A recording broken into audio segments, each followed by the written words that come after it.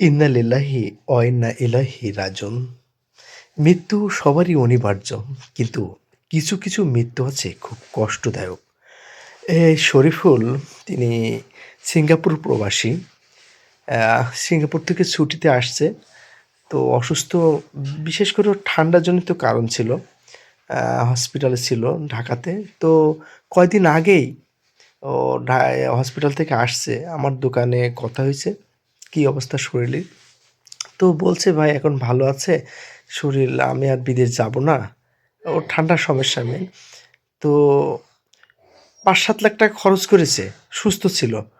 হঠাৎ করে আজকের সকালে আমি ফেসবুক খুলে দেখি সে ইন্তেকাল করেছেন। তা খুব কষ্ট পেয়েছি।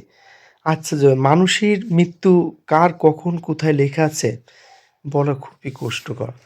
তো এর জন্য দোয়া করবেন। কারণ মানুষটা খুবই ভালো ছিল। সবার সাথে মিলেমিশে চলতো। আমরা সব একসাথে খেলাধুলো করেছি।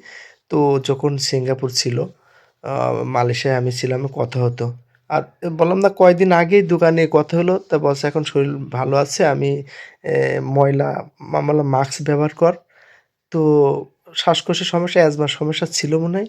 তো হঠাৎ করেই আজকের রাত্রি মারা গেছে। তো সবাই দোয়া করবেন। তার মানে একটা বাচ্চা আছে। তো মৃত্যু মানে কি বলবো? এই মৃত্যুটা আমি খুবই কষ্ট পেয়েছি। আপনারা দোয়া করবেন আল্লাহ যেন তাকে জান্নাত নসিব করেন। আর সবাই একটু এই শীতের সময় যারা ঠান্ডার সমস্যা, একটু সাবধানে থাকবেন। কারণ ঠান্ডা থেকে আপনার নিউমোনিয়ার সমস্যা হয়, অ্যাজমার সমস্যা, শ্বাসকষ্টের সমস্যা এর এই এই এটা বেশি ছিল। তো আমাদের পাশের গ্রামে আপনার সোনা নদীতে তার বাসা। দীর্ঘদিন সিঙ্গাপুরে তিনি কাজ করেছেন। এখন সিঙ্গাপুরে তার রিল্যাক্সের জীবন। কষ্ট করেছে অনেক। কিন্তু কথা হলো যে, "ভাই আমি এখন কাজ করি, রুমের ভিতরেই কাজ করি। এসি রুমে।" তো আমি ওর বললাম যে, "তুই যদি যাস, তাহলে তুই এখন কাজ করবি, একটু রোদ লাগাবি গায়ে। কারণ তোর এই যে শ্বাসকষ্টের সমস্যা, এর জন্যে এসি রুমে কাজ করলে তোর ওইটা আরও বেশি হয়।" আর একটু অতিরিক্ত ওজন একটু বেড়ে গেল। সেজন্য একটু সমস্যা বেশি ছিল। তো সবাই দোয়া করবেন। তার ফ্যামিলির জন্য দোয়া করবেন।